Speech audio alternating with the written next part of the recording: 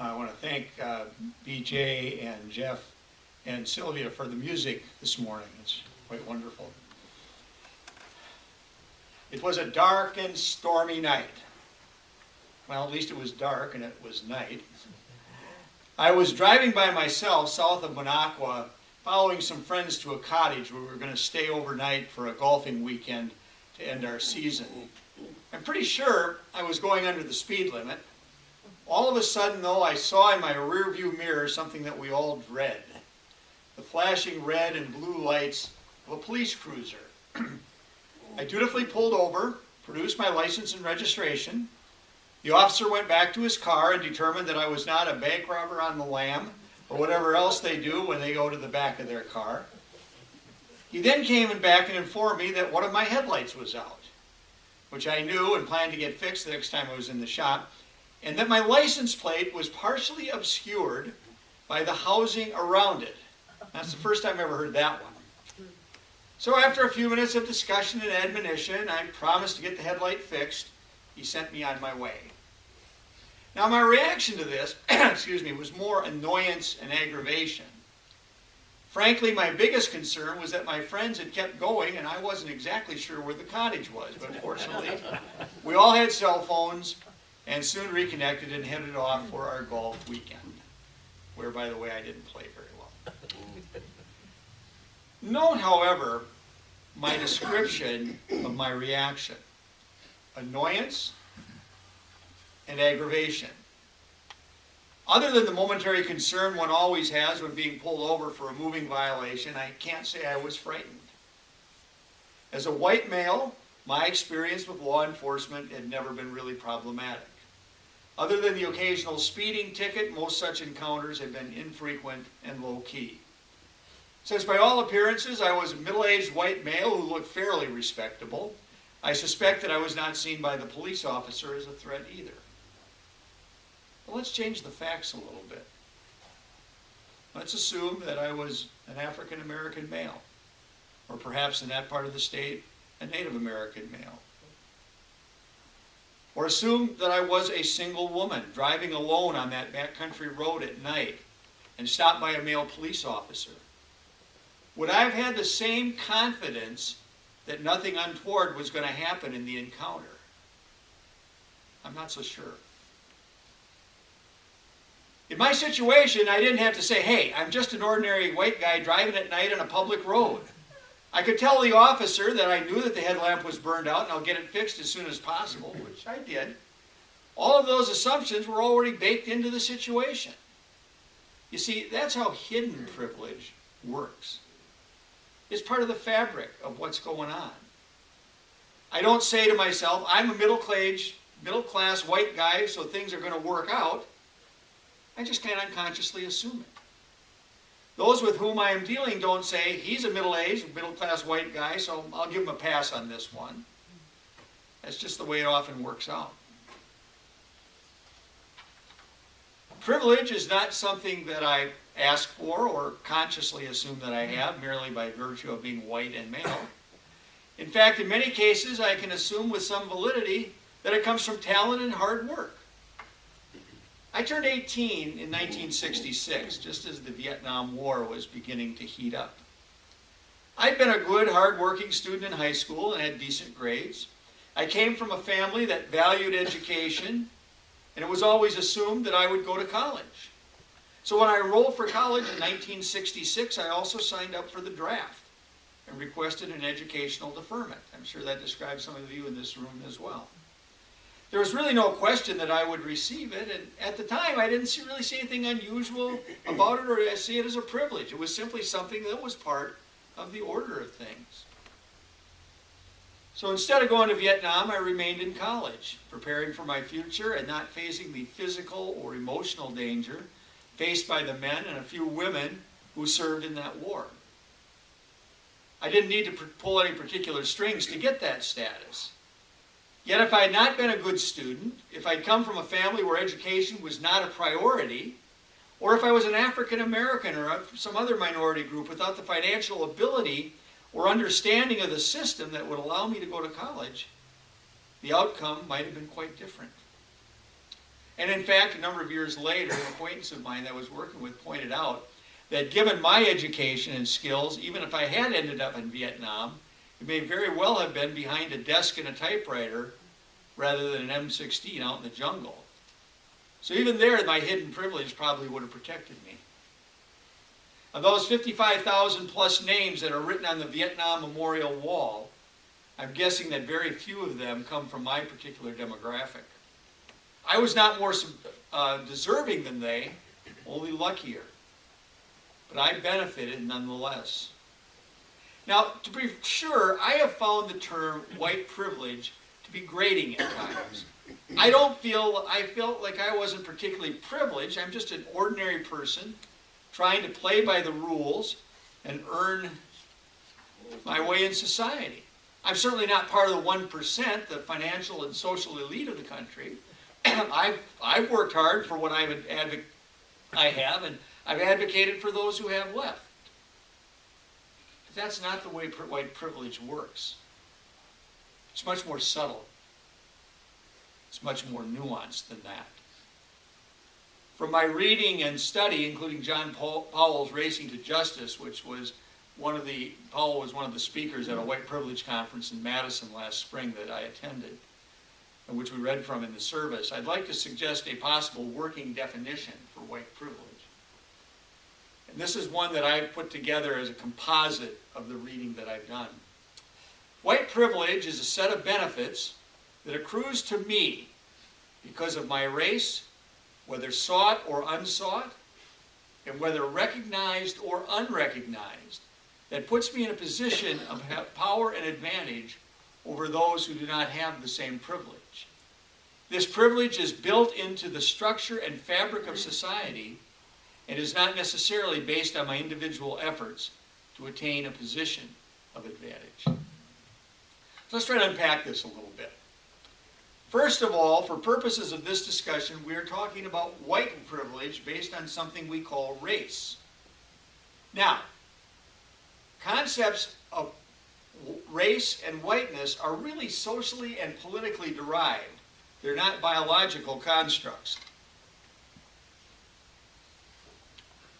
As we learn more about the human genome and the history of human migration, we realize that we all have our origins in Africa. About a year ago, my wife and I participated in a National Geographic Society project that used DNA analysis to trace the origins of each of our ancestors. These are folks who, to our knowledge, came from Northern Europe.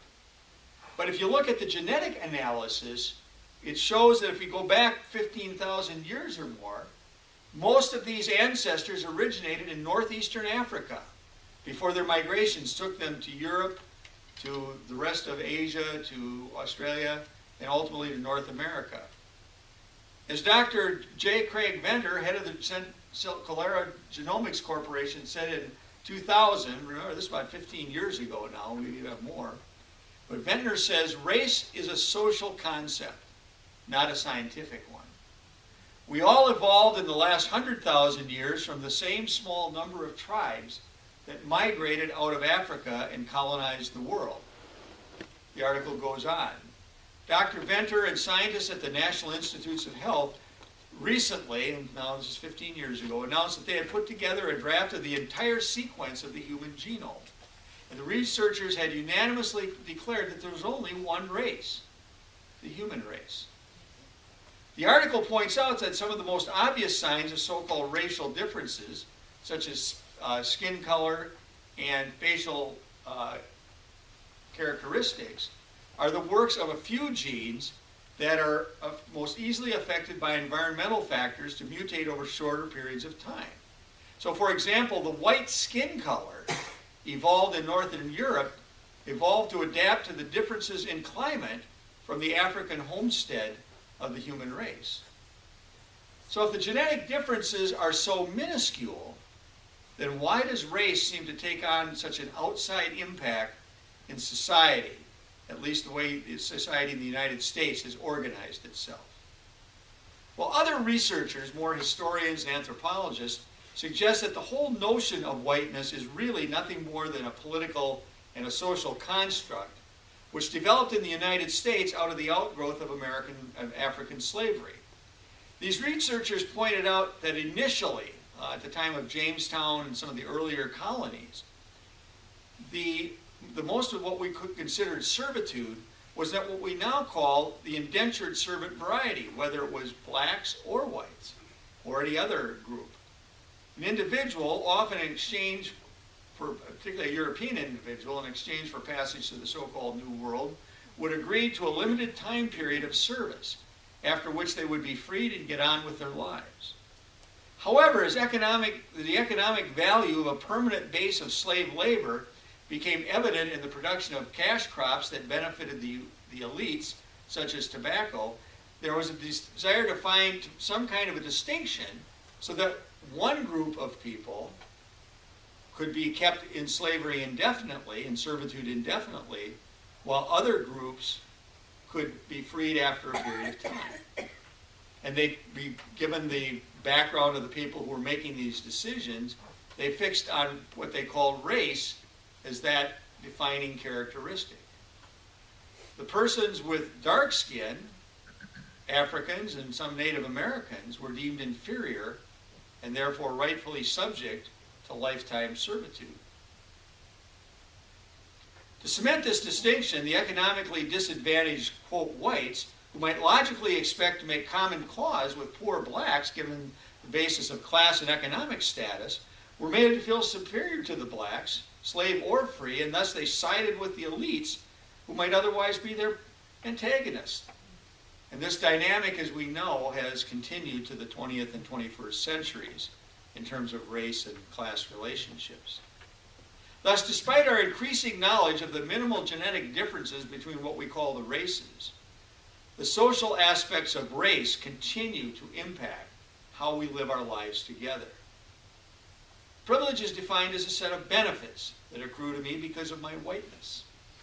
These could be individual benefits, such as the pass that I might get from the police officer, or the broader societal benefits, such as a freeway or a toxic waste dump not being built in my neighborhood.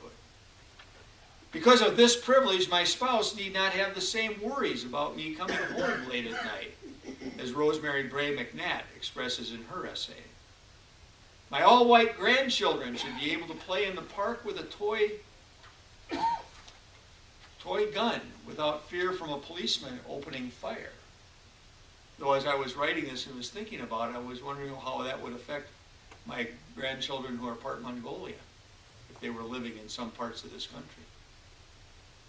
Now, I may not have intentionally sought these benefits, nor might I even consciously recognize them, but they're there nonetheless. They have become part of the fabric of the society in which we live. They are not the result of an identifiable, specific intent on my part to discriminate or provide privileges to one group not afforded to the other, but the privilege is simply part of how the society works. It's part of the racism that W.E.B. Du Bois refers to as the original sin of the United States, dating back to slavery and before. Over the history of the United States, there have been different legal responses to the problems of race and privilege. The courts first held that non-whites have no rights that white people are bound to respect. That would have been the Dred Scott case. Then, that the legal separation of the races is permissible so long as equal accommodations are provided. This is what we call as Plessy v. Ferguson, which provided the legal basis for the Jim Crow laws. Then, in 1954, the determination that separate but equal is inherently unequal. Brown versus Board of Education, but which, of course, was implemented with all deliberate speed.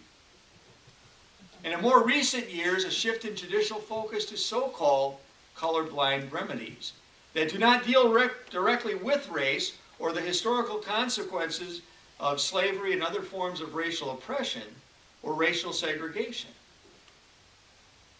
In the past few months, we've been confronted with the issues of white privilege as it relates to the interaction of law enforcement with communities of color. Without relitigating the facts of these cases, let's take a moment to ask ourselves whether these events would have had a different outcome if the victim was white or the police officer was a person of color. What hidden assumptions were built into these encounters? Let us assume that there was no particular conscious race-based intent to injure or kill the victims in these various cases. What unspoken, unconscious assumptions did the police officers bring to the street that may have impacted what they did? That is what is so pernicious about the hidden, unacknowledged bias that's baked into our society. Are these simply cases of bad cops or bad victims or a bad police department? Or do the roots go much closer? This spring we're going to celebrate the 50th anniversary of the march in Selma, Alabama that led to the ultimate passage later in 1965 of the Voting Rights Act. And this weekend we celebrate the birthday of Dr. Martin Luther King Jr., who is now celebrated as a beloved figure in American history. Yet for those of us in the room who remember those days, in many quarters, Dr. King was portrayed as an agitator, a radical revolutionary, and heaven forbid, a communist. For many in the North, including small-town Wisconsin where I grew up, the thought that there would ever be a national holiday celebrating his birth would have been unbelievable and unthinkable. And in fact, we know there are still folks out there today who think that the idea of making his birthday a holiday was a bad idea. Many of us, probably most of us in this room, also remember the sense of hope we had 6 years ago when the first African-American president took office. There were many who proclaimed that we had attained a post-racial America. Yet despite the election of a black president, the passage of the Voting Rights Act, and the celebrations in honor of Dr. Martin Luther King each year, we still find ourselves struggling to talk about race and arguing whether it is even an appropriate topic of conversation. So what can we do about the hidden white privilege in our society? It would be easy if each of us could simply resign from the white race, as Ken Patton did in 1947, and we've talked about that previously. But it's not that easy. Whether or not those of us who identify as white want it or not, the privilege is still there. It's not something that can be put on or taken off like a coat in winter. Now, while I don't have an answer, I'd like to suggest some points of departure in the conversation. First, and frankly, this was a hard place for me to get, it's important to acknowledge white privilege. This is not easy to do. Most of us would argue that we've achieved what we have by dint of our own hard work and perseverance.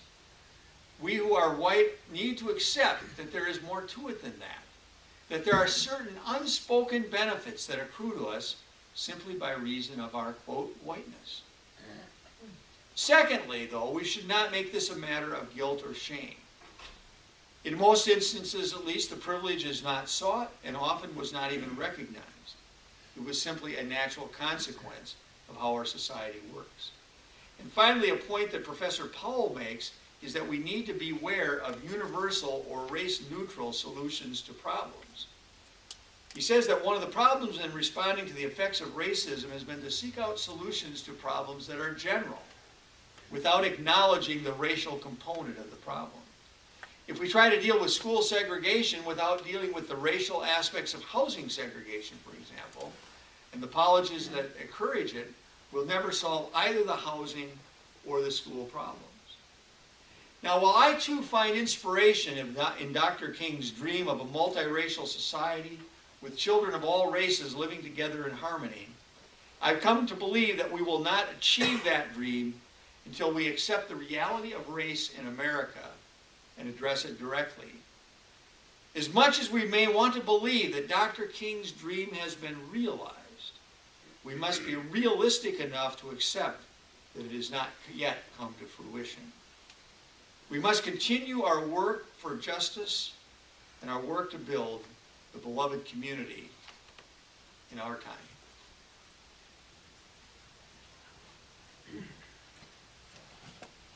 So, got some time. Any thoughts? Comments? Yeah. Yes.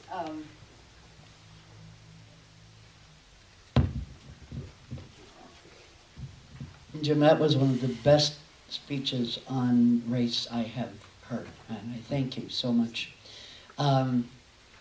You've also complicated my life because I'm giving a couple speeches up north tomorrow for Dr. King's birthday, and I've trimmed it down from the original 4 hours to about 2, and I'm still working on that. And now there's more that I have to add, so I don't know what I'm going to do. But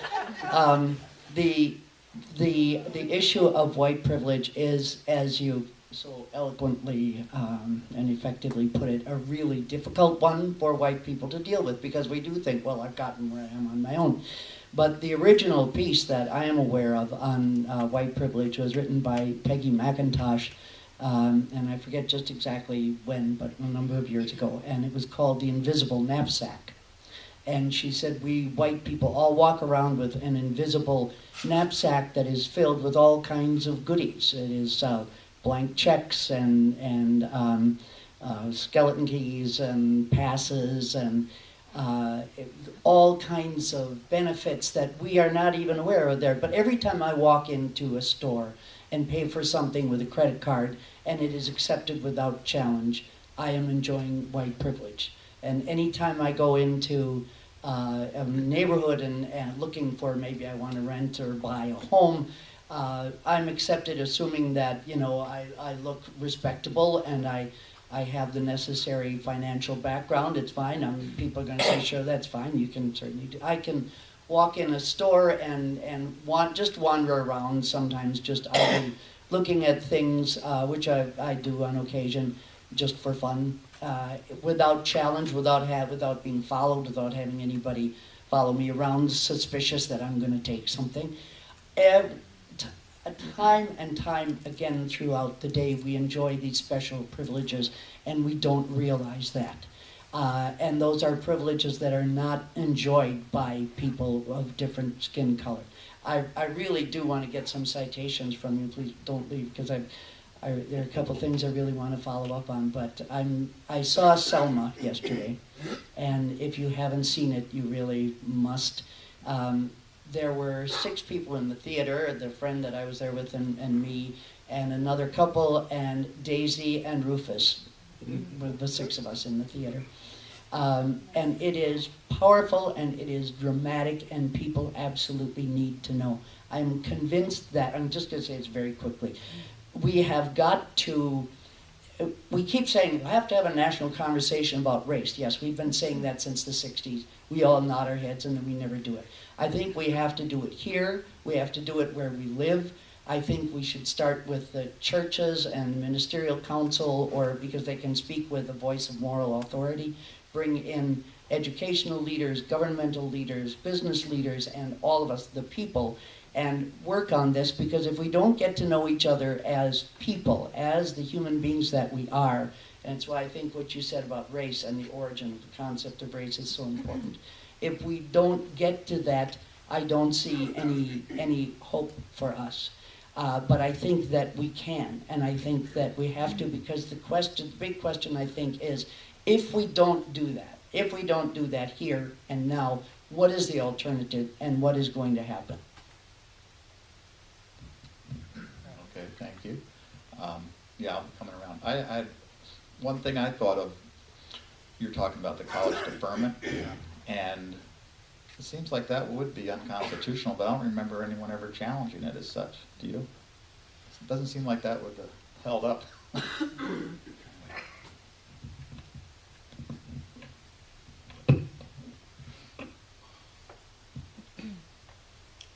As a person whose ancestors were the Anishinaabe of the far north, and who, without any difficulty for the most part, has would have passed for white all my life if I hadn't insisted on proclaiming my native origins on a regular basis. I've been appalled by some of the subtle means in which the white race feels that it can justify what was done. The principal point of the white government in this country and its relations with the people of the red race, was kill the Indian, save the man. So that from the very beginning, if they're going to kill us, they insisted on making us ashamed of who and what we were. That has had long-term consequences that are still being experienced, especially on the reservations, because of the widespread alcohol and drug abuse that has so decimated the people. And it would, if you went through your whole life believing that you were an inferior person, or maybe not a whole person. I think it was 2/3 human was the point. But because I'm not on the reservations, and because I didn't grow up on the reservations, a lot of people wouldn't have realized who or what I was. And one day, when I began my career as a storyteller, I encountered a gentleman who's made it his life profession to do reenactments. And he reenacts the French fur traders. And when I began this storytelling, I perhaps did allude to some of the things that happened to my people. And one day he took me aside and he said, "We're very upset with you. Now this is a person who actually professes to have an Indian name, and you know, he has supposedly Indian friends, but not as many as he thinks he does." And he said to me, "You know, you have it all wrong." He said, "The Christians have never, ever harmed the red people. Never did." And here's the killing line. "It wasn't the Christians, it was the Catholics." I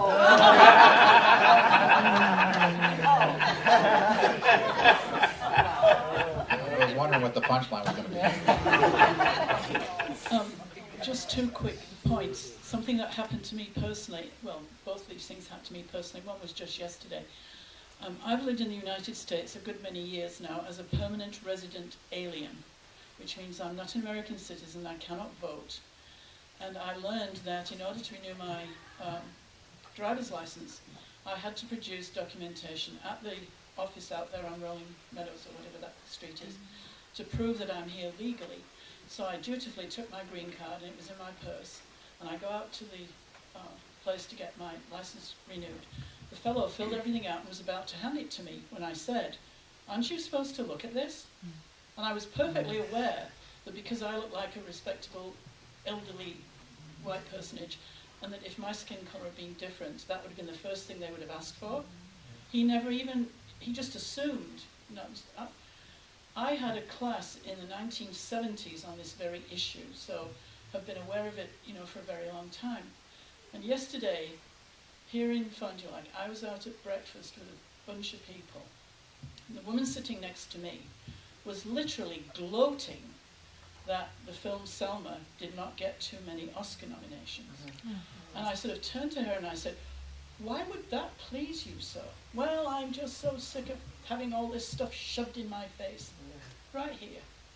I didn't know, I didn't want to start a fight or an argument, and I knew that some of the other people sitting around were probably thinking the same things, but didn't say anything. And I wanted to refute it, but I didn't know how to do it, and I've been thinking about it ever since, about what I'm going to ask her next time I see her. "Explain yourself to me, please." Anyway, very upsetting. We got somebody back here. Should we, do we have one- time to, Maybe one more. one more? I know there's a lot of comments. We can always stay later, but we had fusion discussion, but anyway. Gentleman in the back row Okay. had his hand up for a long time. This is a hot topic. Thank you. I guess I'll keep it short. I'm thinking so many things, I don't know which direction to go now. Quickly, I have a couple of stories. In 2007, I went to Africa and had a beautiful opportunity of role reversal, where, here in Wisconsin, especially, 10, 20 years ago, everybody looks at a black person. I'm just going to put that out there. It's not racist. You just look at it because it's something new and novel, and you're like, oh, that person has black skin instead of white skin. And you never really think about it until you're in a position where everybody's black and you're the one white person walking around. And it's such a psychological phenomenon where I almost felt like I had to like stand up straighter, kind of like walk with my chest out, like not as a challenge, but just as like defending myself. Like if somebody doesn't like me for being white, you know, how do I show that it's not okay for them to just come at me? So I guess that was one thing that was really eye-opening.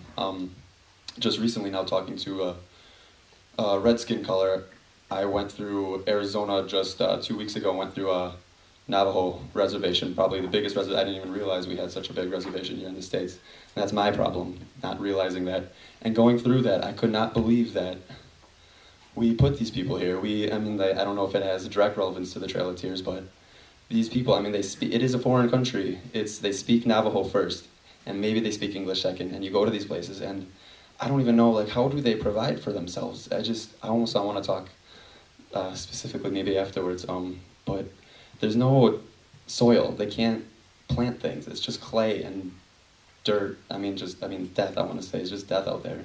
And I mean, it's beautiful that they're still surviving, but it's just so hard to live on that reservation specifically. It's just very eye-opening. And I forgot my last point, so I'll just wrap it up there. Tribal. Instead of thinking racism, I mean, because we have to identify the differences, it's almost as racist not to talk about it at all. But if we just understand, like, it's tribal to be, you know, a white person or a black person or a red person, a yellow person, have these differences and celebrate those differences, I think is a beautiful thing. That's the conversation we should start having. Anyways. Well, and I'm hoping that this service today marks the beginning of the conversation rather than the end, and